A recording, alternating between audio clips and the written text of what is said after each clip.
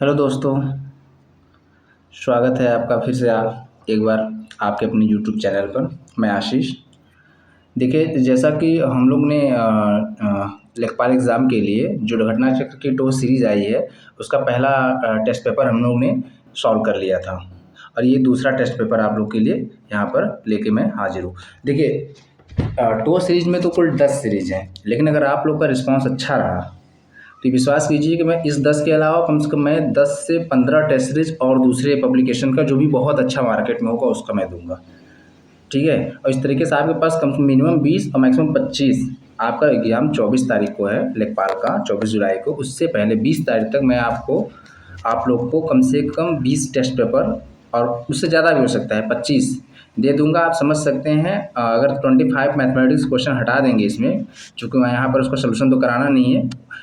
75 question की 25 GS, 25 ग्राम समाज और 25 हिंदी, 75 पर टेस्ट पेपर के हिसाब से अगर मैंने आप लोग 20 कर लिए और 25 में कोशिश करूँगा 25 करा दूँ, कर लिए तो आप समझ सकते हैं कि 1500 डायरेक्ट क्वेश्चन और प्लस एक्सप्लेनेशन, तो आपके पास मान के चलिए कि 2500 से 3000 क्वेश्चन आपको मिलने वाले हैं।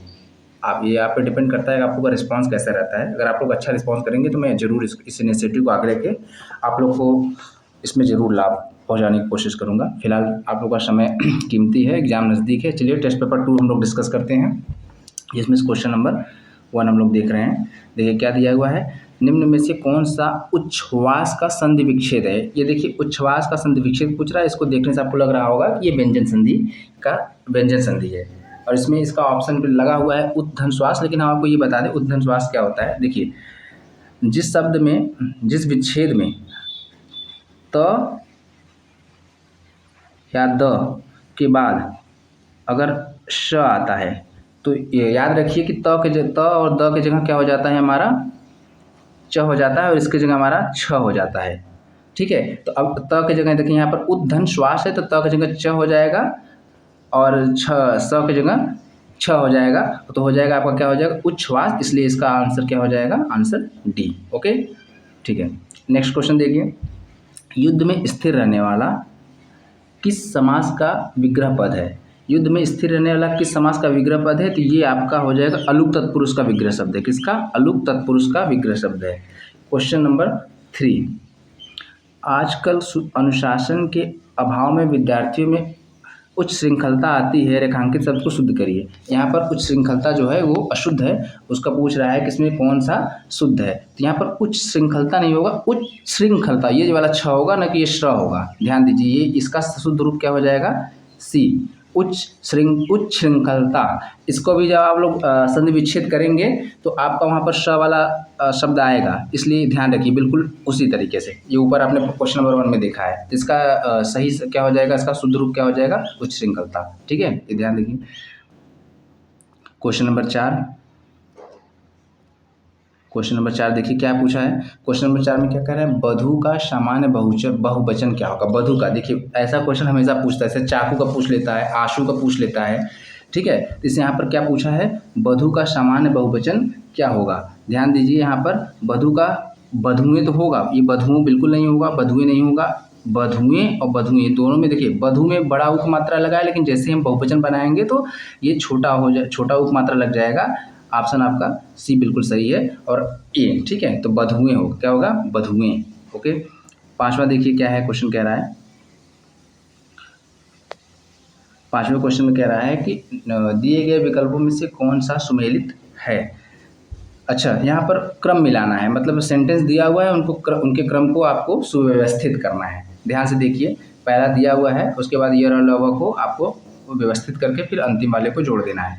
ठीक है, तुलसीदास जी कई वर्षों तक काशी में रहने के पश्चात, अब यहाँ देखिए इसमें कौन सा आ सकता है, वह कभी कभी काशी और चित्रकूट चले जाते थे, बिल्कुल नहीं। रहने के पश्चात अयोध्या चले गए और वहाँ उन्होंने रामचरितमानस लिखा। ठीक है, ये देखिए ल वाला देखिए, वहाँ रामचरितमानस लिखा। उसके बाद वह कभी कभी काशी और चित्रकूट भी चले जाते थे। देखिए सेंटेंस बन रहा है कि तुलसीदास जी कभी कई वर्षों तक काशी में रहने के पश्चात अयोध्या चले गए, वहाँ उन्होंने रामचरितमानस लिखा। उसके बाद वह कभी कभी काशी और चित्रकूट भी चले जाते थे। रामचरितमानस के अतिरिक्त उन्होंने कई अन्य रामचरितमानस के अलावा उन्होंने कई अन्य, हाँ तो यहाँ पर क्या हो जाएगा, देखिए यही वाला सेंटेंस आपका पूरा बन रहा है, ठीक है। क्वेश्चन सी, इससे मिला लीजिए आप लोग, देख ले एक बार आप लोग मिलाएंगे तो उसको देखेंगे पूरा ये आपका बन जाएगा, अंत में आपका वो आ जाएगा।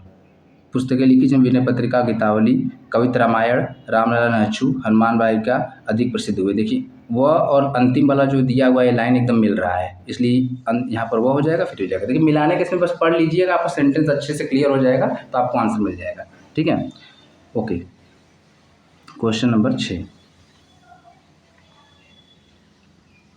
नीचे लोकोक्तियों और उनके अर्थ दिए गए हैं, इनमें से गलत अर्थ वाली लोकोक्तियों का चयन करना है। इसमें गलत का चयन करना है, ध्यान दीजिए, सही का नहीं, कि पहला है पढ़िए और सही लगा और उसको आंसर मार के अब आगे निकल लीजिए। इसमें क्या क्या हमको चूज करना है, गलत। तो यहाँ पर देखिए, आगे नाक है पीछे पगहा, मतलब कोई बंधन न होना, सब बंधन ही नहीं, बिल्कुल सही है। 3-13 होना, संगठित होना नहीं, 3-13 होना संगठित होना बिल्कुल नहीं होगा, ये बिल्कुल उसी तरीके से जैसे 9-2-11 होना, ठीक है, भाग जाना, तो ये गलत दिया हुआ है। इसका आंसर क्या हो जाएगा, यही, ये गलत है। बाकी दोनों एक टकसाल के सब ढले मतलब एक जैसे हैं, ये बिल्कुल सही है। और आँख के अंधे काट के पूरे, मतलब आँख के अंधे काट के पूरे मतलब मूर्ख लेकिन धनवान, ये बिल्कुल ठीक है, मूर्ख लेकिन धनवान। अब इसी क्वेश्चन में आपको देख लीजिए, आपको इसमें से एक गलत वाला पता चल गया, 3-13 होना का भी मतलब क्या होता है, इसका हो जाएगा भाग जाना, भाग जाना, ठीक है, इसका होगा भाग जाना। तो अब देखिए इसमें आपको 4 मिल गए, 4 आपको मुहावरा लोकोक्ति मिल गए और उसका अर्थ मिल गया। अभी इसी क्वेश्चन में एक नहीं, सिर्फ 4 आपके हो जाएंगे, याद हो जाएगा अगर, तो 4 आपको मिल गए, ठीक है। इस तरह चलिए हो गया, आगे देखते हैं क्वेश्चन नंबर 7। संरचना के लिए कौन सा पर्याय शब्द अनुचित है। संरचना के लिए कौन सा पर्याय शब्द अनुचित है, यहाँ पर पर्यायवाची के रूप में देखा जा रहा है, तो बताइए कौन सा अनुचित पूछ रहा है, मतलब कौन नहीं है। बाकी 3 होंगे, यहाँ पर देखिए आपको 3 मिल जाएंगे, एक नहीं। उद्भावना संरचना का कोई संबंध नहीं दिख रहा है हमको, यही अनुचित लग रहा है। बाकी तुमको विचरित, संघटना, संरचना, विन्यास सब संरचना से संबंधित है, तो यह इसका आंसर क्या हो जाएगा, उद्भावना। गद्यांश, देखिए गद्यांश में पीछे वाले में मैंने आपसे बोला था, पिछले वाले पेपर में, गद्यांश में अगर गद्यांश दिया हुआ है तो कम से कम एक शीर्षक तो जरूर पूछा होगा, ठीक है, एक को शीर्षक जरूर पूछा होगा, उपयुक्त गद्यांश का सही शीर्षक। और शीर्षक निकालने के लिए आपको गद्यांश बहुत अच्छे से पढ़ना पड़ेगा, खासकर पहली 3 लाइन और अंतिम 3 लाइन, ठीक है। तो इस गद्यांश को आप लोग पढ़िए और शीर्षक खुद से करिए। इसका आंसर मैं बता दे रहा हूँ, क्योंकि यहाँ मैं पढ़ूंगा तो आपको टाइम जाएगा, इसमें कोई बहुत ट्रिक नहीं लगता है, आप जैसे गद्यांश पढ़ेंगे आपको तो आपका शीर्षक निकल के बाहर आ जाएगा, ठीक है। तो यहाँ पर इसका उपयुक्त गद्यांश का सही शीर्षक, इसका आंसर हो जाएगा ए। आप लोग पढ़ लीजिएगा। दूसरा वाला आंसर, दूसरा वाला क्वेश्चन में क्या कह रहा है, क्रोध आने की स्थिति में शांत रहने की प्रवृत्ति को क्या नाम दिया गया है। इसमें का आंसर आप लोग पढ़ेंगे और वैसे भी आपको लग रहा होगा आंसर आपको क्या हो जाएगा, लेकिन आप लोग क्रोध पर विजय दिख रहा होगा ना, क्रोध में आने की स्थिति में शांत रहने की प्रवृत्ति को क्या नाम दिया है, क्रोध पर विजय, बट नहीं। जब आप लोग क्योंकि आंसर आपको इसकी सेंटेंस के हिसाब से नहीं देना है, क्योंकि ये क्वेश्चन किस पे डिपेंड किया है, आपके पैराग्राफ पे डिपेंड है। पैराग्राफ में जो इसका आंसर होगा उसके हिसाब से देना है, ठीक है। इसका आंसर होगा महायोग। आप लोग को पहले पैराग्राफ पढ़ लीजिएगा फिर देखिएगा, ठीक है। क्रोध में काबू में रहने, क्रोध को काबू में रखने में मुख्यतः कौन सा रोग दूर हो जाता है, ये भी आपके पूरे उसी पे है। हालांकि आप पढ़ेंगे तो देखेंगे यहाँ पर पाचन क्रिया से संबंधित आंसर दिया है। ऐसे तो लग रहा होगा बहुत अलग अलग, लेकिन आपको देना होगा आपके पैराग्राफ के अनुसार आंसर, ठीक है। फिर चलिए आगे 11वें क्वेश्चन पे, जो बाएं हाथ से तीर चलाता है के लिए एक शब्द क्या होगा। बाएं हाथ से जो तीर चलाता है उसके लिए एक शब्द होगा सब्यसाची। ये बहुत बार पूछा जा चुका है, इंपॉर्टेंट है ये इंपॉर्टेंट है, कई बार पूछा जा चुका है ये सब्यसाची, याद रखिए। सहोदर आपको पता है, सहोदर जो एक ऐसे लोग होते हैं जो एक ही माता से जन्मे हुए उनको सहोदर कहते हैं, ठीक है। धनुर्धर आपको पता है, धनुर्धर बताना नहीं, यथाक्रम मतलब जो क्रम के अनुसार हो, ठीक है। 12वां क्वेश्चन, वे शब्दांश या व्यय जो किसी शब्द के पहले लगकर उसका विशेष अर्थ प्रकट करते हैं कहलाते हैं क्या है। अब देखिए क्या कह रहा है, शब्द के पहले। अब शब्द के पहले क्या लगता है ये बताने के पीछे वाले में भी मैंने आपको बताया था, उपसर्ग होता है और शब्द के बाद जो लगता है प्रत्यय होता है। इसका आंसर क्या हो जाएगा, उपसर्ग। ठीक है। और जो शब्द के बाद लगता है उसको क्या बोलते हैं? प्रत्यय। ठीक है, ध्यान रखिए, आंसर हो जाएगा इसका। क्वेश्चन नंबर 13, निम्नलिखित में से चूर्ण शब्द का तत्सम क्या होगा? चूर्ण शब्द का तत्सम, देखिए यहाँ पर साथ सीधे सीधे आपको चूर्ण दिख रहा होगा, तो चूर्ण शब्द का तत्सम क्या हो जाएगा यहाँ पर? चूर्ण। ठीक है, चरण चरित्र बिल्कुल इससे कोई संबंध नहीं दिख रहा है, चूर्ण चूर्ण होता है, तत्सम पूछ रहा है। 14वां क्वेश्चन, अकाल शब्द का विलोम क्या होगा? अकाल का विलोम क्या होता है? शुकाल। अकाल एक मतलब नकारात्मक स्थिति होती है, शुकाल मतलब एक सकारात्मक स्थिति होती है, सुकाल मतलब अच्छा माना जाता है। ठीक है, अकाल का क्या हो जाएगा विलोम शब्द? शुकाल।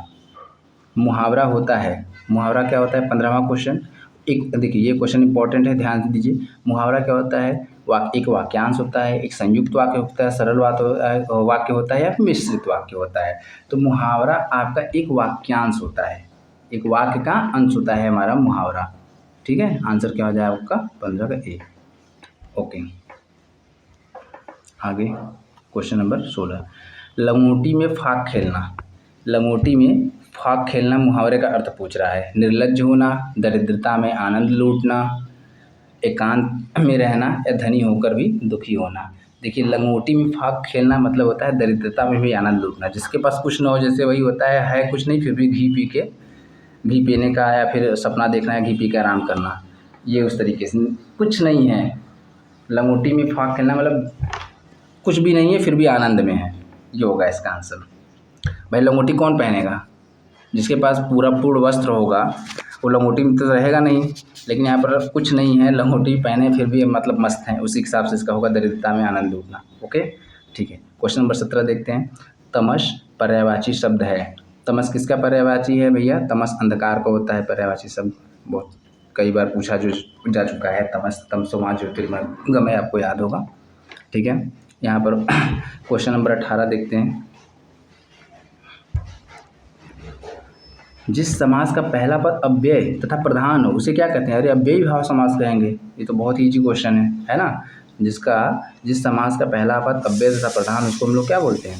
अव्ययी भाव समास बोलते हैं। ये तो बहुत ही ईजी क्वेश्चन है, अव्ययी भाव समास हो जाएगा। क्वेश्चन नंबर 19, पयदंद पयोद में प्रयुक्त संधि। अब यहाँ पर देखिए क्या है, यहाँ पर कोई कुछ भी ऐसा है जो न समझ में, विसर्ग लगा हुआ है कि नहीं? विसर्ग लगा हुआ है, क्या क्या हो जाएगा? विसर्ग संधि। पयदंड द का पयोद में प्रयुक्त संधि क्या होगा? विसर्ग संधि।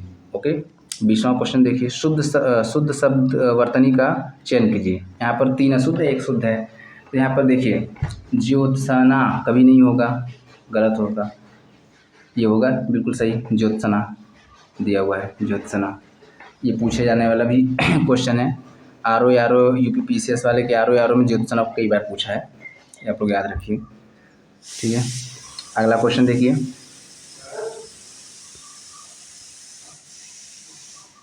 प्रतिनिधि, 21वां क्वेश्चन, प्रतिनिधि शब्द में कौन सा उपसर्ग जुड़ा हुआ है? उपसर्ग, यहाँ देखिए उपसर्ग शब्द के पहले जुड़ा रहता है, तो क्या हो जाएगा यहाँ पर आंसर? प्रति। अगर ये उपसर्ग पता है तो बस हो गया, इसका आंसर क्या हो जाएगा? प्रति। ठीक है, उसके बाद 22वां देखिए। निम्नलिखित शब्दों में से बहुवचन शब्द छाटिए। बहुवचन यहाँ पर छाटना है, तो देखिए कवि बहुवचन लग रहा है, बहन नहीं, आँख, तिनके, यहाँ पर साफ साफ लग रहा है। काफ़ी इस वाले सेक्शन में काफ़ी इजी हिंदी क्वेश्चन डाल दिए उसने। आँख का बहुवचन क्या हो जाएगा बताइए?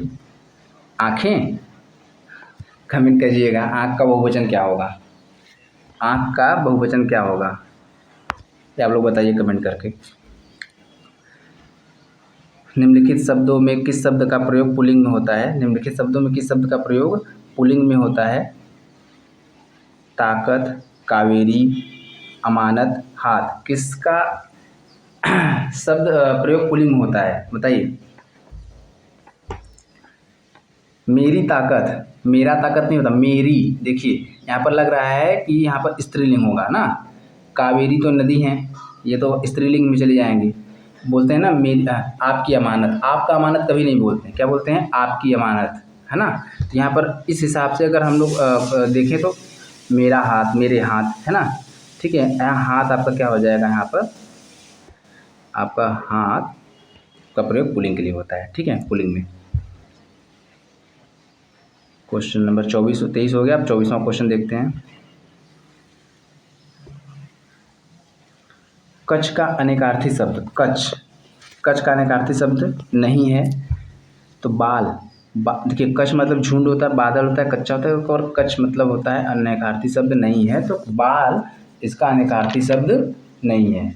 बाल इसका अनेकार्थी शब्द नहीं है।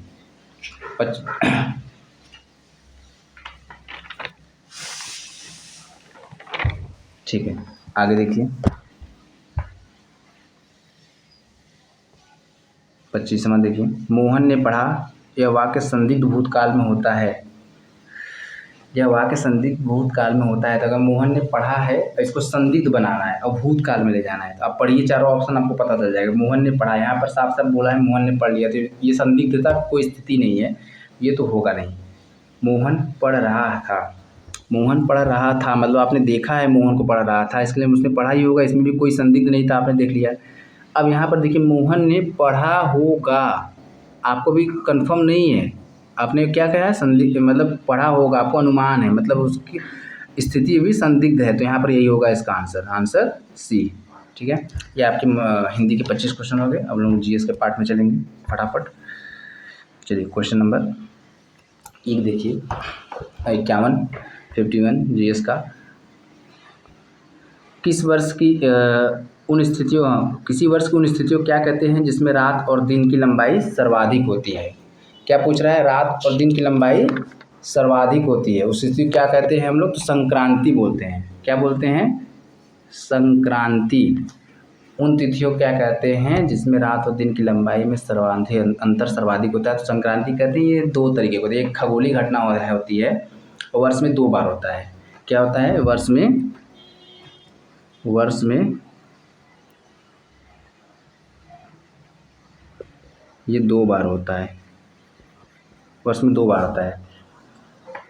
एक होता है हमारा 20 या 21 जून को, ओके, और एक होता है हमारा 21 या 22 दिसंबर को। ठीक है, ये 2 बार होता है वर्ष में, 20-21 जून को या 21-22 दिसंबर को। और ये जून वाला जो गर्मी में होता है इसको लोग क्या बोलते हैं, ग्रीष्म संक्रांति या फिर गर्मी वाला संक्रांति, इसको क्या बोलते हैं हम लोग, ग्रीष्म संक्रांति। ठीक है, ध्यान दीजिएगा, जो जून में होता है संक्रांति उसको ग्रीष्म संक्रांति बोलते हैं, और इसको क्या बोलते हैं, शीत संक्रांति। ठीक है, शीत संक्रांति। ये क्वेश्चन देखिए, आपको इसमें सिर्फ संक्रांति ही नहीं पता चला, 2 बार होता है ये भी पता चला है, और क्या क्या बोलते हैं ये भी पता चल गया आपको। ठीक है, ध्यान रखिएगा, सर्वाधिक दिन और रात में जो सर्वाधिक लंबाई में सर्वाधिक अंतर होता है उसको हम लोग संक्रांति बोलते हैं, और ये 2 प्रकार का होता है। ठीक है, शीत संक्रांति और ग्रीष्म संक्रांति।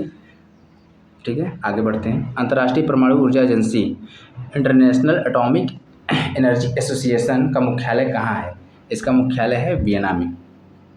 कहाँ है इसका मुख्यालय, वियना में है। अब ये क्वेश्चन तो यहाँ से पूछ लिया कि कब बना था ये, इसकी स्थापना कब हुई थी, तो ये हुई थी 1975 में।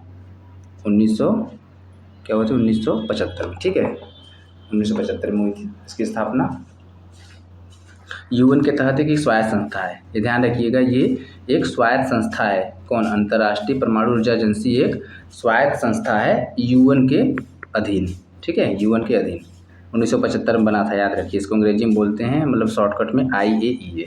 ठीक है, आंवला का सर्वाधिक उत्पादन उत्तर प्रदेश के, ये यूपी का क्वेश्चन है और कई बार पूछ चुका है, यूपी स्पेशल में तो कई बार पूछ चुका है, इस बात को आप लोग ध्यान रखिएगा। आंवला सबसे ज़्यादा होता है प्रतापगढ़ में। कहाँ होता है, प्रतापगढ़ में। मोहिनी अट्टनम नृत्य, 54वां क्वेश्चन देखिए, मोहिनी अट्टनम नृत्य निम्नलिखित में से किस राज्य में से संबंधित है, तो ये ध्यान देखिए, मोहिनी अट्टनम एक है और एक भारतनाट्यम है।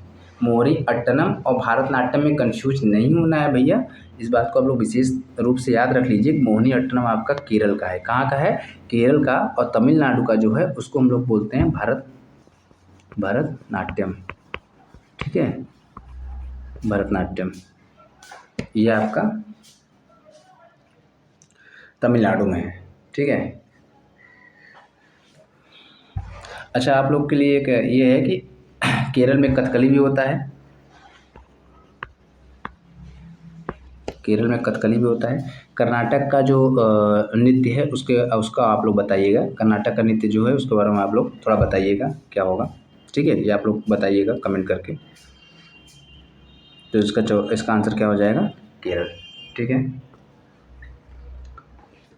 55 निम्नलिखित में से कौन सा एक मौलिक कर्तव्य नहीं है? बहुत अच्छा क्वेश्चन है, ध्यान से पढ़िएगा। और इसके लिए आपको मौलिक कर्तव्य आपके होने चाहिए याद। कितने हैं टोटल? अब कितने हो गए हैं? 11 हो गए हैं। उनमें से 3 दिया हुआ है, एक उसमें से मौलिक कर्तव्य में से नहीं दिया है, वही आपको पहचानना है, ठीक है।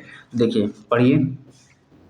पहला कह दिया संविधान का पालन और उसके आदेशों, संस्थाओं, राष्ट्रीय ध्वज और राष्ट्रीय गान का सम्मान करना, बिल्कुल ही हमारा मौलिक कर्तव्य है। भारत की संप्रभुता, एकता और अखंडता की रक्षा करना, ये भी है। प्राकृतिक पर्यावरण की रक्षा करना, उसका संवर्धन करना, बिल्कुल ये भी है। सैन्य और शिक्षा के अतिरिक्त सभी उपाधियों का उन्मूलन, ये देखिए, सैन्य और शिक्षा के अतिरिक्त सभी उपाधियों का उन्मूलन मूल कर्तव्य नहीं है, मूलाधिकार का भाग हो गया है। ये किसका भाग हो गया है? मूलाधिकार का। तो यही आंसर मूल कर्तव्य में नहीं है, ये मूल कर्तव्य नहीं है, मूलाधिकार में है। शिक्षा के सैन्य और शिक्षा के अतिरिक्त सभी उपाधियों का उन्मूलन किया गया है। ये किस मूल अधिकार में किस आर्टिकल के तहत है? समानता के अधिकार के तहत आता है। समानता के अधिकार के तहत सबकी जो बहुत बड़े अपने आप को राजा महाराजा लगाते थे, सबको सरकार ने कहा नहीं, कोई राजा महाराजा नहीं है, सब एक समान है। अब कोई भी उपाधि दी जाएगी वो सिर्फ सैन्य और शिक्षा के क्षेत्र में ही दिया जाएगा, वो भी सरकार देगी, बाकी अपना किसी का कोई उपाधि नहीं रह गया है, ठीक है। ये किसके तहत आता है?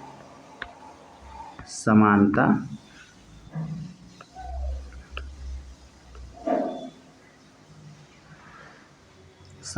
के अधिकार के तहत। कहाँ से समानता का अधिकार किस आर्टिकल से किस आर्टिकल तक है? 14 से 18 तक, ये ठीक है, 14 से 18 तक है, ओके। ये आपका मूल कर्तव्य न होकर मूलाधिकार में आ जाएगा, इस बात को लोग ध्यान रखिए। अच्छा, अब मूल कर्तव्य यहाँ पर कुछ आया है, तो मूल कर्तव्य के बारे में भी थोड़ा सा आप लोग जान लीजिए कि मौलिक कर्तव्य या मूल कर्तव्य हमारा आर्टिकल 51 ए के तहत आता है। आर्टिकल 51 ए के तहत आता है ना। कब ये 42वें संविधान संशोधन के तहत इसको जोड़ा गया था, स्वर्ण सिंह समिति की रिपोर्ट पे। किसके? स्वर्ण सिंह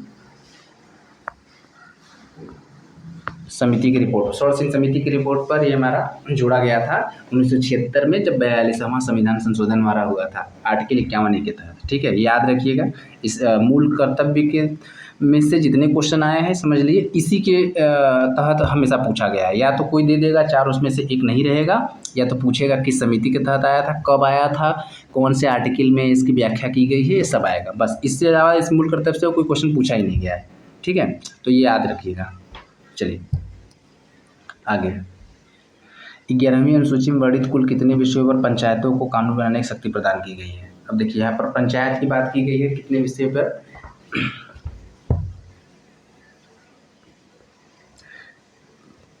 हाँ, 11वीं अनुसूची में वर्णित कुल कितने विषयों पर पंचायतों को कानून बनाने, पंचायतों को कुल 29 विषय पर, कितने? 29 विषय में कानून बनाने की शक्ति प्रदान की गई है, ठीक है, याद रखिएगा 29। अब पंचायत की बात की गई है यहाँ पर, को किस संविधान संशोधन से पंचायतों को संवैधानिक दर्जा दिया गया था? पंचायतों के किससे दिया गया था? 73वां, कौन सा था? 73वां संवैधानिक संशोधन था, ठीक है। 73वां संवैधानिक संशोधन दिया था। और फिर नगर पालिका को संवैधानिक दर्जा कब किस संशोधन से मिला था? तो 74वां। 73वां और 74वां दोनों आप लोग याद रखिएगा। पंचायत से रिलेटेड संवैधानिक संशोधन जो संवैधानिक दर्जा मिला था पंचायतों को, वो 73वां से मिला था, ठीक है। और नगर पालिका या जो हम लोग के शहरों में नगर निगम होता है, उनको संवैधानिक दर्जा 74वें संविधान संशोधन से मिला था। दोनों सब हुआ था 1992 में, ओके, ये याद रखिएगा आप लोग। और ठीक है, इतना काफ़ी है, आगे बढ़ते हैं। निम्नलिखित में से मेमोरी का सबसे छोटा मात्रक क्या होगा? मेमोरी का मेमोरी का सबसे छोटा मात्रक इसमें ऑप्शन के हिसाब से तो केबी होगा। देखिए केबी के बाद मेगाबाइट आता है, केबी के बाद मेगाबाइट, इसको एमबी बोलते हैं, ऐसे केबी MB, उसके बाद हमारा क्या आता है GB, ठीक है। GB के बाद हमारा आता है TB, इसके बाद और भी अगर बड़ा डाटा होगा तो इसमें होता है, ठीक है। बट किलो बाइट से भी नीचे हमारा एक आता है हमारा बाइट आता है, और बाइट्स भी होता है हमारा बिट से। तो यहाँ पर अगर सबसे छोटा होता तो सबसे छोटा तो बिट होगा, क्या होगा, सबसे छोटा हमारा होता है बिट, लेकिन यहाँ ऑप्शन के हिसाब से यहाँ पर क्या हो जाएगा आंसर, ऑप्शन के हिसाब से यहाँ पर किलो बाइट हो जाएगा, ठीक है। ऑप्शन के हिसाब से यहाँ पर क्या हो जाएगा, किलो बाइट। ओके, ध्यान रखिएगा। निम्नलिखित में से अगला क्वेश्चन 58, निम्नलिखित में से किससे कंप्यूटर का नर्वस सिस्टम है नाड़ी तंत्र कहा जाता है। ये देखिए यहाँ पर कंप्यूटर का नाड़ी तंत्र किसको बोलेंगे, तो ये हो जाएगा आपका कंट्रोल यूनिट्स, जो सबसे ज़्यादा सबको कंट्रोल करता है। कंट्रोल यूनिट के ही निर्देशों को हमारा अर्थमेटिक लॉजिक यूनिट जो होता है, जिसको हम लोग ALU बोलते हैं, ये काम करता है कंट्रोल यूनिट के निर्देशों पे। तो यहाँ पर जो नर्वस सिस्टम है नाड़ी तंत्र होगा, क्या हो जाएगा हमारा कंट्रोल यूनिट, ठीक है। 59 देखिए 59, निम्नलिखित में से किस आंदोलन का नेतृत्व गांधी जी ने किया था। अब देखिए यहाँ पर एका आंदोलन, तेभागा आंदोलन, मोपला आंदोलन और खेड़ा आंदोलन, खेड़ा सत्याग्रह।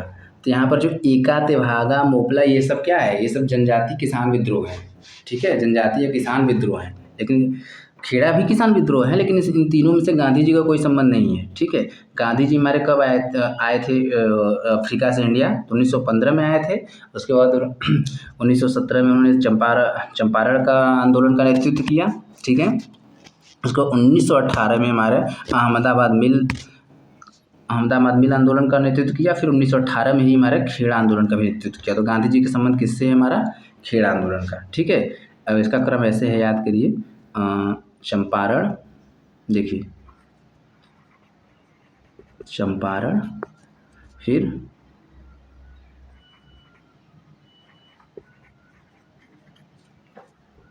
अहमदाबाद मिल आंदोलन, उसके बाद खेड़ा किसान आंदोलन, ये भी 1918 में हुआ था, और ये भी हमारा 1918 में हुआ था, ये हमारा 1917 में हुआ था। ओके, चलिए ये हो गया आपका।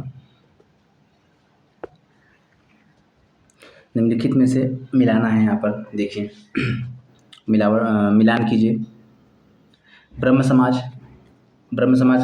का कौन सा नहीं सुमेलित है। अच्छा, ब्रह्म समाज का राजा राम मोहन राय बिल्कुल ठीक है। प्रार्थना समाज का आत्माराम पांडुरंग, ये भी बिल्कुल ठीक है।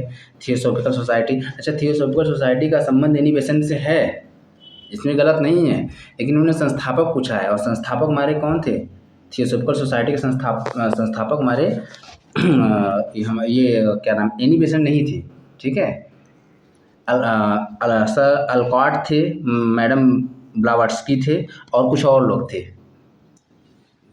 अल्कॉट और ब्लावट्स्की और कुछ और लोग थे, लेकिन संस्थापना में एनिबेसन नहीं थी, ये याद रखिएगा आप लोग, ठीक है।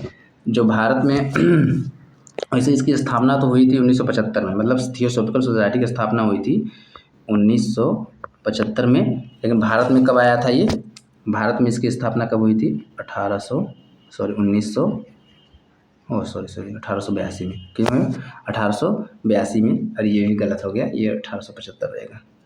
1875 में भारत में आया था ये, 1882 में, ठीक है। भारत में जब आया था तो उसका नेतृत्व किया था हमारे एनिबेसन ने, ठीक है। ओके, आगे क्वेश्चन नंबर 61,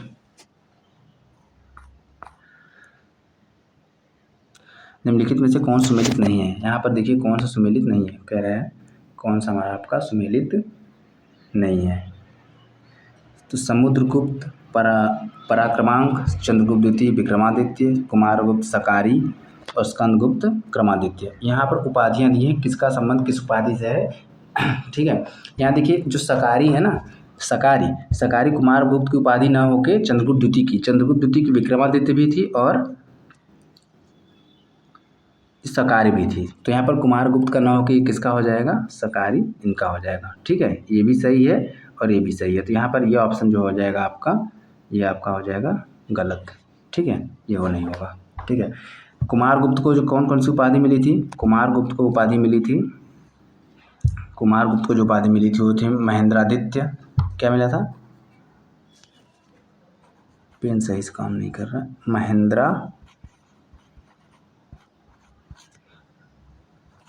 महेंद्रादित्य का मिला था। श्री महेंद्र की उपाधि मिली थी इनको, और अश्वमेघ महेंद्र की उपाधि, मतलब महेंद्र से संबंधित जो उपाधि मिली थी वो आपके कुमारगुप्त को मिला था। किसको मिला था, कुमारगुप्त को मिला था। यही आंसर सही है। ये आपका ठीक नहीं है, क्योंकि सकारी की उपाधि आपके चंद्रगुप्त द्वितीय ने लिया था। ठीक है, 62 क्वेश्चन देखिए, निम्नलिखित में से किस राज्य की जनसंख्या सर्वाधिक है, निम्नलिखित में से किस राज्य की जनसंख्या सर्वाधिक है। तो यहाँ पर देखिए उत्तर प्रदेश नहीं दिया हुआ है, इस बात का ध्यान दीजिए। उसके उत्तर के बाद महाराष्ट्र ही हमारा आता है, तो इसका आंसर क्या आ जाएगा, महाराष्ट्र। क्वेश्चन नंबर 63,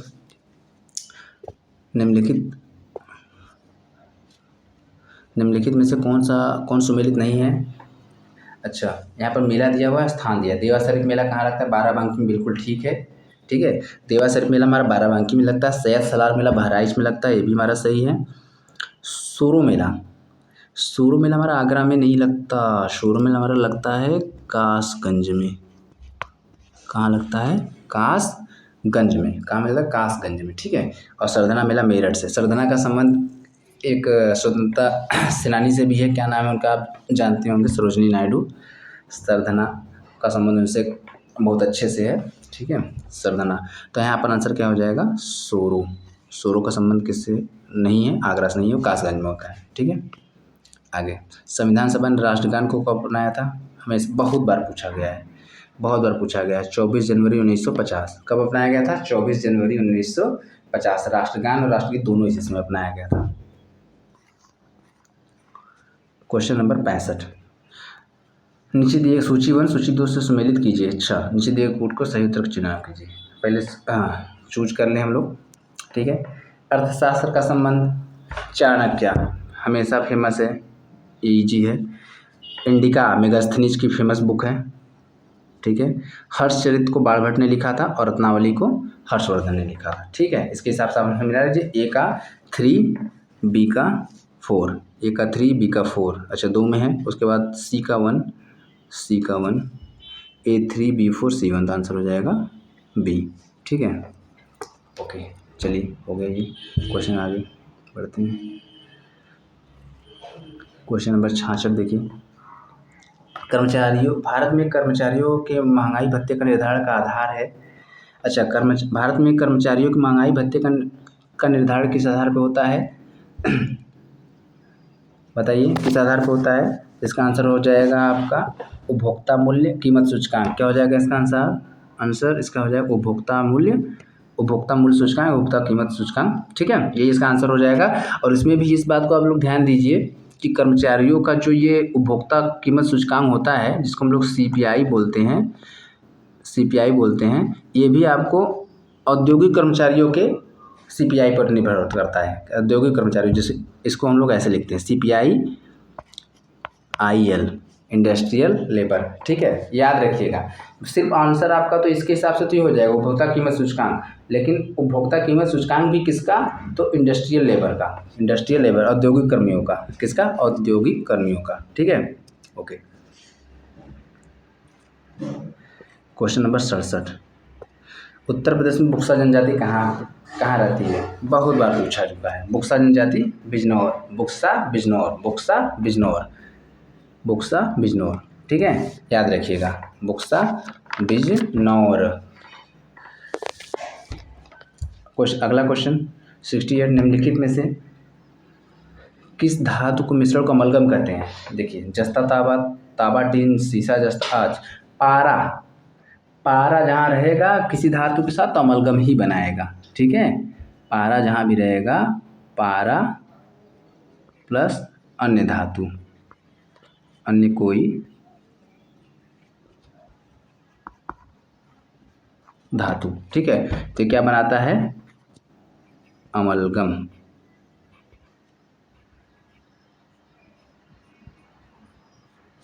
ठीक है, अमलगम। तो इसका हो जाएगा आंसर, क्या हो जाएगा, डी। ठीक है। अच्छा हाँ, एक क्वेश्चन आप लोग बताइएगा इसी में कि जुड़वा धातुएं किसे कहते हैं, ये आप लोग हमको तो कमेंट करके बताइए। जुड़वा धातुएं किसे कहते हैं, जुड़वा धातुएं। चलिए, हो सकता है आपका आंसर इसे ऑप्शन में छिपा हो, आप लोग सर्च करिएगा, बताइएगा। ठीक है, बताएंगे तो अच्छा ही होगा। चलिए आगे देखते हैं। निम्नलिखित में से किसके कारण प्लेग होता है, निम्नलिखित में से किसके कारण प्लेग होता है, तो पास्चुरेला पेस्टिस, पास्चुरेला पेस्टिस यही होता है प्लेग का, या इसे और एक और इसका नाम है, एक उसका और नाम है, क्या नाम है इसका, यर्सीनिया पेस्टिस। इसको और एक नाम से क्या बोलते हैं, यर्सीनिया, यर्सीनिया, यर्सीनिया पेस्टिस।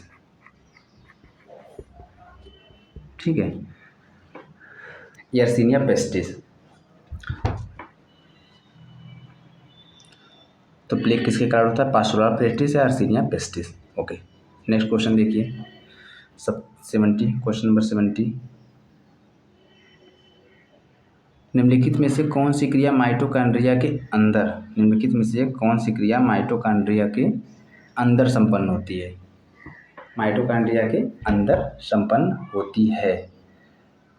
अच्छा, माइटोकॉन्ड्रिया तो क्या माइटोकॉन्ड्रिया के अंदर एक चीज़ तो आपको, अगर देखिए यहाँ पर नाम नहीं दिया है उसका, अगर यहाँ पर क्रेब चक्र दिया होता, क्रेब,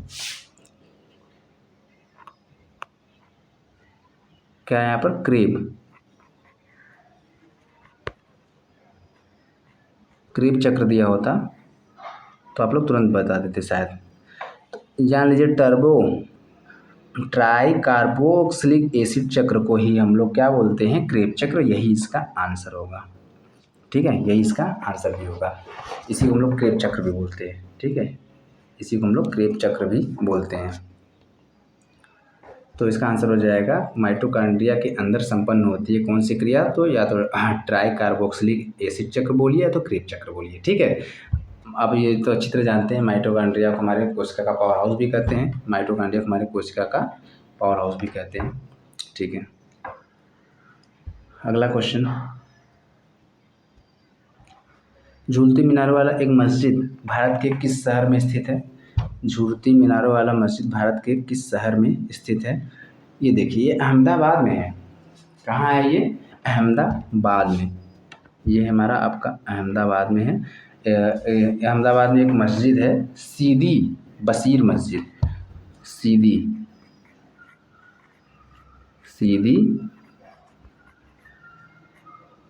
बशीर मस्जिद, इसी को हम लोग बोलते हैं झूलती मीनारों वाली। अच्छा, इसमें क्या है कि ये कोई भी एक मीनार को आपने डिस्टर्ब किया तो दूसरा मीनार भी डिस्टर्ब होने लगता है, इसीलिए इसको कहते हैं।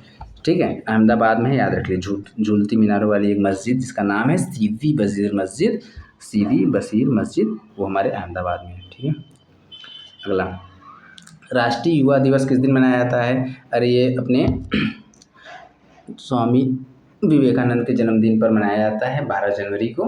ठीक है, इस बार का इसका थीम क्या है, थीम पूछ सकता है, तो याद रखिए 2022 की थीम थी it all in the mind. क्या थी, it all in the mind, it all in the mind, ये था इसकी थीम, इसकी थीम थी इस बार के राष्ट्रीय युवा दिवस की। ठीक है, हाँ, राष्ट्रीय युवा दिवस कहाँ मनाया गया है, ये आप लोग बताइएगा। ठीक है, कहाँ मनाया गया है, ये आप लोग के लिए है क्वेश्चन कि राष्ट्रीय युवा दिवस कहाँ मनाया गया है। चलिए, क्वेश्चन नंबर 13, टोक्यो ओलंपिक 2020 में पहला स्वर्ण किसने जीता था, कोई बढ़िया क्वेश्चन है। टोक्यो ओलंपिक 2020 में पहला स्वर्ण पदक किसने जीता था, बताइए किसने जीता था। तो ये चीन, कहाँ की है, चीन की यांग कुयान। ठीक है, यांग कुयान। अच्छा, टोक्यो ओलंपिक 2020 का ध्येय वाक्य क्या था, या याद रखिएगा ध्येय वाक्य दोनों ओलंपिक का जो भी हुआ है, समर ओलंपिक और अभी पैरालंपिक हुआ है, दोनों का ध्येय वाक्य एक ही था, United bye emotion. United bye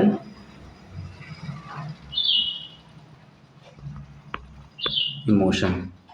okay, ये इसका ध्येय वाक्य याद रखिएगा। और ये भी याद रखिएगा, फिर से याद होगा आपको तो ठीक है कि स्वागत समारोह में, उद्घाटन समारोह में मैरी कॉम मनप्रीत सिंह थे ध्वजवाहक, और समापन में बजरंग पुनिया, समापन में कौन थे? बजरंग पुनिया थे। ओके, 74 देखिए, निपुण भारत अभियान के तहत राष्ट्रीय संचालन समिति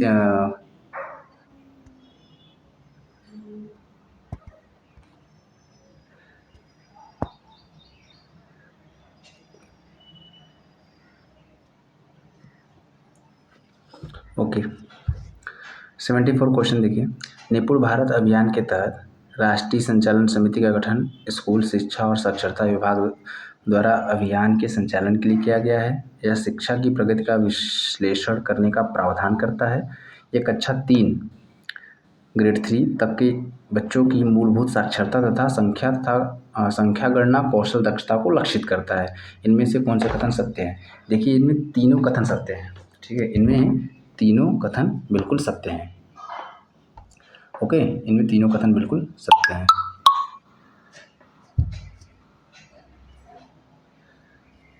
अगला क्वेश्चन 77, चलिए 75। किस स्थान ने state of the food and agriculture Shobha state of the food and agriculture 2021 report जारी की है? तो इस किसने जारी किया है? संयुक्त राष्ट्र खाद्य एवं कृषि यूएन का है ये, यूएन के FAO ने। ठीक है, फूड एंड एग्रीकल्चर ऑर्गेनाइजेशन ने इसको जारी किया है। ओके, ठीक है। नेक्स्ट क्वेश्चन, उत्तर प्रदेश का मलिहाबाद किसके लिए फेमस है? तो बहुत फेमस है आम के लिए। आम को भी दशहरी प्रजाति की होती है, दशहरी, उसके लिए मलिहाबाद। तो उत्तर प्रदेश का मलिहाबाद किसके लिए प्रसिद्ध है? आम के लिए प्रसिद्ध है। क्वेश्चन नंबर 77, वैसे ये मलिहाबाद कहाँ पर है? लखनऊ में। कहाँ पर है? लखनऊ में। ठीक है। क्वेश्चन नंबर 77, जाटों के रहने की जगह को क्या कहते हैं? ये देखिए, आपको ग्राम समाज का क्वेश्चन अब जगह भी पूछ सकता है। तो जाटों के रहने की जगह को क्या कहा जाता है? तो ये जाटों के रहने की जगह को कहता है गुढ़ा। ठीक है। अगला क्वेश्चन 78, निम्नलिखित में से कौन दुर्बल वर्ग दुर्बल वर्ग कौन नहीं है? दुर्बल वर्ग कौन नहीं है? तो पढ़िए, लघु सीमांत कृषक, अनुसूचित जाति, औद्योगिक श्रमिक और अनुसूचित जनजाति।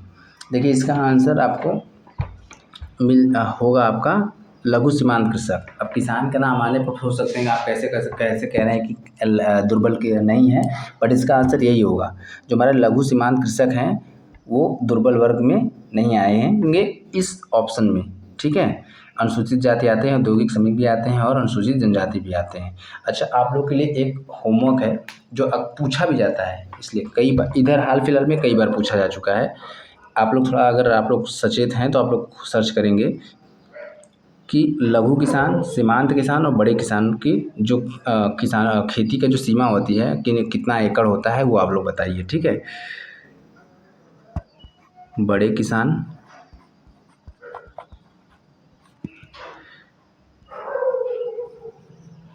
लघु किसान और सीमांत, ये आप लोग बताइए इन लोग के पास कितनी एकड़ खेत होता है। तो बड़े किसान होते हैं कितना होता है, तो लघु किसान होते हैं कितना होता है, सीमांत होते हैं। ये आप लोग बताइएगा, ये पूछा जाता है। अभी पीछे जो बड़े एग्जाम PCS या फिर और RO हुआ है उसमें भी ये पूछा गया है। तो ये अक्सर पूछा जा रहा है, इसलिए हो सकता है यहाँ भी पूछा जाए, तो इसलिए ज़रूर इसको देख लीजिएगा इसका। ठीक है, चलिए आगे। अंधविश्वास उसे कहते हैं जिसमें घटना के साथ पर्याप्त संबंध हो, नहीं, घटना के साथ जिसका पर्याप्त संबंध होगा वो अंधविश्वास काम हो जाएगा।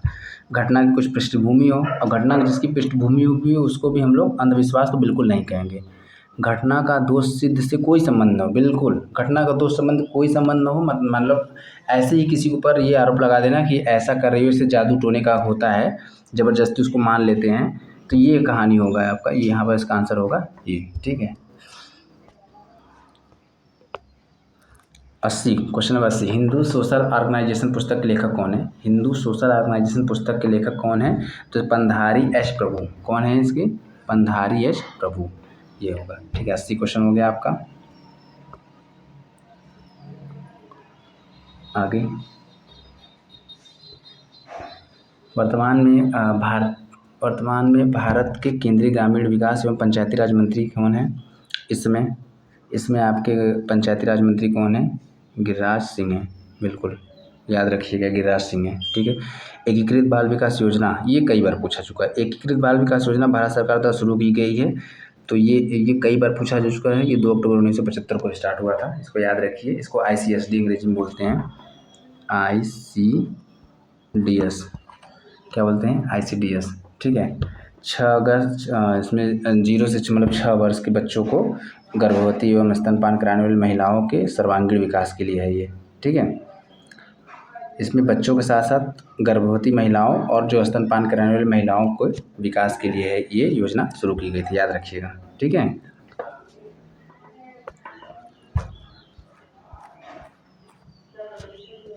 किस पंचवर्षीय योजना का मुख्य उद्देश्य गरीबी हटाओ था? तो 5वीं। कौन सी थी इसमें? 5वीं, याद रखिएगा। 5वीं पंचवर्षीय योजना का उद्देश्य था गरीबी हटाओ। 84 क्वेश्चन, 2011 जनगणना के अनुसार सबसे न्यूनतम शिशु लिंगानुपात किस राज्य में दर्ज हुआ? तो ये देखिए, 2011 की जनगणना के अनुसार सबसे न्यूनतम लिंगानुपात पूछ रहा है, शिशु लिंगानुपात। हाँ, ये हरियाणा का होगा। कितना है इसका? 834। कितना है? 834। ठीक है, याद रखिएगा। हाँ, उत्तर प्रदेश का भी आप लोग बताइए, उत्तर प्रदेश का क्या होगा? 2011 की जनगणना के अनुसार उत्तर प्रदेश, चूँकि उत्तर प्रदेश का एग्जाम हो रहा है तो उत्तर प्रदेश का तो और इम्पोर्टेंट हो गया, तो उत्तर प्रदेश का आप लोग हमको कमेंट करके बताइएगा, उत्तर प्रदेश का न्यूनतम शिशु लिंगानुपात क्या होगा? ठीक है। ओके, आगे। भारत में निर्धनता का कौन सा कारण अधिक उपयुक्त नहीं दिखाई देता है? निर्धनता का, भारत में जो निर्धनता का कारण है उसमें से कौन एक कारण नहीं है जो यहाँ पर नहीं दिया गया है? भारत में निर्धनता का कौन सा कारण अधिक उपयुक्त नहीं दिखाई देता है? देखिए, बेरोजगारी तो निर्धनता का कारण है ही है भारत में, है ना? कितने सारे हम लोग प्रोटेस्ट करते रहते हैं। बेरोजगारी है, अशिक्षा भी है। ठीक है, बेरोजगारी है, अशिक्षा है, भाग का भरोसा करना तो हमारे लोग के हाथ, मतलब होता है, कुछ भी होता है भाग के भरोसे छोड़ देते हैं, चलो भाग में होगा, इसी के नाम पर आज हम लोग पढ़ते हैं हिंदू समृद्धि दर, तो ये भी है। काम मिलने पर भी काम की इच्छा न करना, ये नहीं है भारत में, क्योंकि यहाँ पर लोग करना, यहाँ पर बेरोजगार इतने हैं कि ऐसा बड़ा कम होता है। हालांकि ऐसे लोगों को ऐच्छिक बेरोजगार बोलते हैं। क्या बोलते हैं ऐसे लोगों को? ऐच्छिक बेरोजगार, ऐच्छिक। ये अक्सर डेवलप्ड कंट्री में, मतलब विकसित देशों में मिलते हैं ऐच्छिक बेरोजगार, हमारे यहाँ बहुत कम मिलते हैं, पर बहुत कम मिलते हैं। ठीक है। अगला, निम्नलिखित में से कौन सा एक सामाजिक समस्या है? अब सामाजिक समस्या कौन सा है बताइए? भूकंप है सामाजिक समस्या? पागलपन, भूकंप 2 बार दे दिया है यहाँ पर, ये देखिए गलत है। यहाँ पर जो हमारा अस्पृश्यता है यही हमारी सामाजिक समस्या है ना भाई? छुआछूती सामाजिक समस्या है, तो ये हो गया आंसर इसका। इसमें साफ साफ पता चल रहा है, यहाँ ए और डी तो गलत आंसर दे दिया है क्या। अब आगे बात करते हैं। अपराध एक अवधारणा है, अपराध एक अवधारणा है, कैसी? सामाजिक, धार्मिक, आर्थिक, कानूनी। देखिए, अपराध हमारा एक सामाजिक अवधारणा है, कैसे अभी बता रहे हैं आपको। देखिए, अपराध हमारी सामाजिक अवधारणा कैसे हो गई कि जो एक सभ्य समाज का जो ताना बुना होता है, सभ्य समाज की बात कर रहे हैं जहाँ पर नियम कानून होते हैं, सभ्य समाज की बात कर रहे हैं हम ना। सभ्य समाज में के जो नियम कानून के विरोध में जो कार्य होता है ना, जो सभ्य समाज के विरोध में जो कार्य होता है, उसी के लिए तो वही तो अपराध की श्रेणी में आता है ना। कि हम लोग मिलजुल कर रह रहे हैं, आप आइए यहाँ चोरी कर लीजिए या फिर किसी की हत्या कर दीजिए। हत्या हमारा एक सभ्य समाज का कोई पहचान तो है नहीं, किसी को मार देना, तो हमारा क्या हो जाएगा, वो एक अपराध की अवधारणा में आ जाएगा, इसलिए हमारा क्या हो गया, ये सामाजिक। अब अगला क्वेश्चन, निम्नलिखित में से कौन सामुदायिक विघटन की श्रेणी में सम्मिलित नहीं है? कौन सामुदायिक विघटन की श्रेणी में सम्मिलित नहीं है? अच्छा, बेरोजगारी, तलाक, निर्धनता, भ्रष्टाचार। अच्छा देखिए, तलाक से सामुदायिक या समाज विघटित नहीं होता, परिवार विघटित होता है। क्या होता है ये? इससे परिवार विघटित होता है ना। भाई पति पत्नी टूटते हैं तो परिवार में तो विखंडन होता है ना, परिवार विघटित होता है, ठीक है, परिवार विघटित होता है, न कि समाज, ठीक है। ये व्यक्तिगत रूप से होता है, व्यक्ति के अंदर संबंध पर डिपेंड करता है, इसलिए आंसर हो जाएगा बी। बाकी तो समाज, बेरोजगार से भी सामाजिक संबंध है, निर्धनता से भी, भ्रष्टाचार से भी। वर्तमान भारत में ग्रामीण नेतृत्व को निर्धारित करने वाला प्रमुख कारक कौन सा है? वर्तमान भारत में ग्रामीण नेतृत्व को निर्धारित करने वाला प्रमुख कारक कौन सा है? तो इसका आंसर हमारा क्या हो जाएगा? आर्थिक। बिल्कुल, यहाँ पर अर्थ सबसे बड़ा है। आर्थिक के साथ हमारा शिक्षा तथा योग्यता भी ग्रामीण नेतृत्व को निर्धारित करता है। आर्थिक के साथ साथ और क्या है हमारा? शिक्षा और योग्यता, ये भी, ठीक है, ये होगा इसका आंसर। क्वेश्चन नंबर 90, ग्रामीण नेतृत्व के उभरते प्रतिमान की कौन सी विशेषता नहीं है? ग्रामीण नेतृत्व के उभरते प्रतिमान, यहाँ पर नेतृत्व की बात कर रहा है कि अब कौन सा उस विशेषता नहीं है? शिक्षा और युवकों में महत्व की वृद्धि, ये तो है ही है ना। शिक्षा व युवकों में महत्व की वृद्धि, शिक्षा तो ही। ग्राम में प्रजातांत्रिक नेतृत्व का उदय, बिल्कुल ठीक है, क्योंकि अब प्रजातांत्रिक नेतृत्व का उदय हो रहा है। राजतंत्र आपको गांव में दिखता है क्या? अब बहुत कम, मतलब कहीं कहीं अगर जबरदस्ती दिख रहा हो नहीं, बाकी हर जगह क्या है? लोगों का ही शासन है। किसका है? लोगों का ही, ठीक है, अपने से चुनते हैं। उच्च वर्ग की प्रधानता और प्रमुखता, ये नहीं है, ठीक है। अब उच्च वर्ग जैसा कुछ नहीं है। अब सबका सब मतलब देख सुनते होंगे कि अभी इस बार बैकवर्ड सीट है, इस बार पिछड़ा वर्ग सीट है, सबको यहाँ पर हम नेतृत्व का मौका मिलता है, तो इसलिए ये बिल्कुल नहीं है। और बाकी परिवार और जाति के प्रभाव का ह्रास तो हो ही रहा है, ठीक है। तो आंसर हो जाएगा सी आपका। उत्तर प्रदेश जमींदारी उन्मूलन और भूमि सुधार अधिनियम कब लागू हुआ? बहुत इंपॉर्टेंट है, इसको याद रखिएगा। एक क्वेश्चन नंबर 91, 1 जुलाई 1992 को ये पास हुआ था, सॉरी लागू हुआ था। यहाँ पर क्या पूछा है? लागू हुआ था। बंद तो 1950 में ही गया था, बंद 1950 में गया था, लेकिन लागू कब हुआ था? 1952 में, ठीक है, ध्यान रखिएगा। इसमें बना था 1950 में बना था अधिनियम।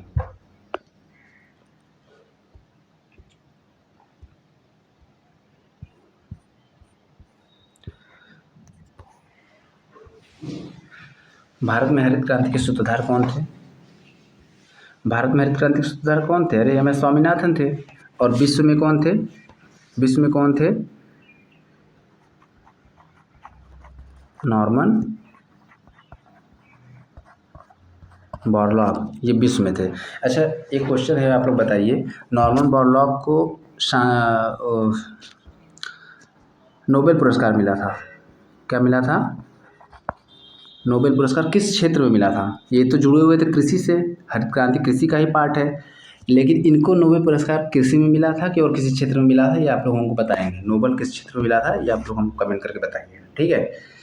पूछा जा चुका है, ये भी पूछा जा चुका है, इसलिए आपसे मैं पूछ रहा हूँ, ठीक है। क्वेश्चन नंबर 93, अच्छा हाँ, भारत में हरित क्रांति का शुरुआत कब हुई थी? ये भी याद रखिएगा, 1966-67 में, ठीक है, याद रखिएगा। 1966-67 में हरित क्रांति का शुरुआत हुआ था भारत में। निम्नलिखित में से कौन लघु परंपरा का अंग नहीं है? लघु परंपरा, यहाँ देखिए लघु परंपरा की बात कर रहा है। जिनका मतलब जिस भी परंपरा का हमको लिखित साक्ष्य नहीं है उसको हम लघु परंपरा कहते हैं। लिखित साक्ष्य बताइए इसमें किसका नहीं है? रामायण का लिखित साक्ष्य है, बिल्कुल है, रामचरितमानस है ना, रामचरितमानस है, खुद रामायण है जो संस्कृत में लिखा गया है, तो ये इसका लिखित साक्ष्य है, इसलिए हमारा क्या होगा? लघु परंपरा का अंग नहीं होगा। बाकी लोक कथा, दंत कथा, विवाह गीत, ये सब का कोई लिखित साक्ष्य नहीं है, इसलिए ये सब क्या होंगे? लघु परंपरा के अंग होंगे। 94 देखिए, 73वें संविधान संशोधन के अनुक्रम में उत्तर प्रदेश में प्रथम ग्राम पंचायत चुनाव कब हुआ था? ये देखिए क्वेश्चन इंपॉर्टेंट है, बहुत ज़्यादा इंपॉर्टेंट है। ये हुआ था 1995 में, ठीक है। 73वां संविधान संशोधन कब हुआ था? ये बताया था अभी मैंने आपको, पहले ही क्वेश्चन आया था, तो 1992 में हुआ था। और उत्तर प्रदेश में इसके तहत उत्तर प्रदेश में जो प्रथम ग्राम पंचायत का चुनाव हुआ था कब हुआ था? 1995 में हुआ था, ठीक है, याद रखिएगा।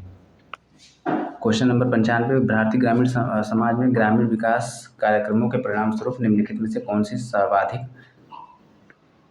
सर्वाधिक अवांछित स्थिति उत्पन्न हुई? तो क्या हुआ था भाई? ग्रामीण विकास के परिणाम स्वरूप जो स्थिति उत्पन्न हुई थी उसको हम लोग क्या बोलेंगे? उसका नाम है विकृषीकरण। और विकृषीकरण का कारण क्या हुआ था? क्योंकि जब हम लोग ग्रामीण विकास पे कार्य किए, तो ग्रामीण विकास पे जब हम लोग कार्य किए,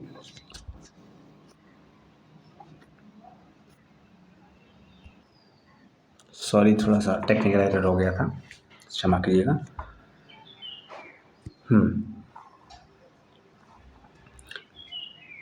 हम यहाँ बात कर रहे थे कि भारतीय ग्रामीण समाज में ग्रामीण विकास कार्यक्रमों के परिणाम स्वरूप निम्नलिखित में कौन सी सर्वाधिक अवांछित स्थिति उत्पन्न हुई थी? तो कौन सी स्थिति उत्पन्न हुई थी? हमारी विकृषीकरण की। इसका कारण क्या था? जब हमारे कृषि विकास का कार्यक्रम लोग लागू किए तो उसमें से कुछ किसान अमीर हो गए और कुछ किसान गरीब हो गए, ठीक है, जिस वजह से हमारे विकृषीकरण की स्थिति उत्पन्न हुई थी। यही है, ठीक है। ओके, आगे देखते हैं। इसका एक्सप्लेनेशन हम और कर सकते हैं, लेकिन समय के हिसाब से हमको थोड़ा देख के चलना है, काफ़ी समय में बड़ी वीडियो हो जा रही है एक्सप्लेनेशन की वजह से ही, ठीक है। आगे देखते हैं। महालवाड़ी व्यवस्था की अवधारणा किसने दी थी? महालवाड़ी व्यवस्था की अवधारणा किसने दी थी? तो इसने दिया था मैकेंजी ने। किसने दिया था? मैकेंजी ने, ठीक है, याद रखिए। महालवाड़ी के अलावा और कौन कौन सी व्यवस्था थी? तो हमारा था जैसे रैयतवाड़ी व्यवस्था हो गया, महालवाड़ी हो गया और स्थायी बंदोबस्त, जिसमें से महालवाड़ी का जो परसेंटेज था वो लगभग 30% था। महालवाड़ी कितने पे था? 30% पे था। सबसे ज़्यादा रैयतवाड़ी था, रैयतवाड़ी सबसे ज़्यादा